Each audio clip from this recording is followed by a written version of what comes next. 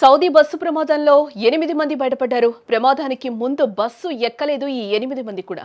నలుగురు మక్కాలోనే ఉండాలని నిర్ణయం తీసుకున్నారు. కారులో మదీనాకు వెళ్లిన మరో నలుగురు, మిగిలిన 46 మందితో ఆ బస్సు బయలుదేరింది. ప్రమాదం నుంచి బయటపడ్డారు ఇందులో ఒకే ఒక్కరు.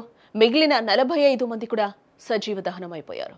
సౌదీ అరేబియా బస్సు ప్రమాదంలో మరణించిన 45 మంది కుటుంబీకులు కన్నీరు మున్నీరవుతున్నారు.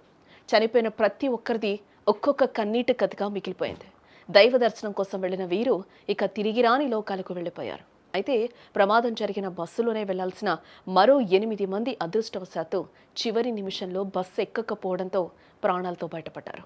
నిజానికి సౌదీ అరేబియాకు మొత్తం 54 మంది భక్తుల బృందం నవంబర్ 9వ తేదీన హైదరాబాద్ నుంచి జెడ్డాకు బయలుదేరింది. నవంబర్ 23వ తేదీ వరకు వీరి పవిత్ర యాత్ర ప్లాన్ చేశారు. ముందుగా వీరు మక్కాలో తమ యాత్రను పూర్తి చేసుకున్నారు. అయితే మక్కా చేరుకున్న తర్వాత బృందంలో 8 మంది తమ ప్రయాణ ప్లాన్ను స్వల్పంగా మార్చుకున్నారు. 8 మందిలో 4 భక్తులు బస్సు ప్లాన్ కాకుండా కారులో మక్కా నుంచి మదీనాకు ముందుగానే వెళ్లిపోవడం జరిగింది. మరో 4 భక్తులు తమ వ్యక్తిగత కారణాల వల్ల మక్కాలోనే ఉండిపోవాలని నిర్ణయించుకున్నారు. ఈ విధంగా బస్సులో ప్రయాణించాల్సిన మొత్తం 54 మందిలో 8 మంది భక్తుల్లో 4 కారులో, 4 మక్కాలో విడిపోయారు. మిగిలిన 46 మంది భక్తులు మాత్రమే బస్సులో మదీనాకు బయలుదేరినట్లు కూడా తెలుస్తోంది. బస్సు మక్కా నుంచి మదీనాకు బయలుదేరిన తర్వాత మదీనాకు కేవలం 25 కిలోమీటర్ల దూరంలో ఆ భయంకర దృశ్యం జరిగింది.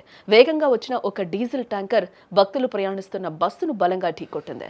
డీజిల్ ట్యాంకర్ ఢీకొట్టడంతో మంటలు ఒక్కసారిగా బస్సుకు వ్యాపించడం జరిగింది. బస్సు మొత్తం కూడా మంటల్లో చిక్కుకుపోయింది. క్షణాల్లో జరగడంతో బస్సులో ఉన్న ప్రయాణికులు తమ ప్రాణాలు కాపాడుకునే అవకాశం లేకుండా పోయింది.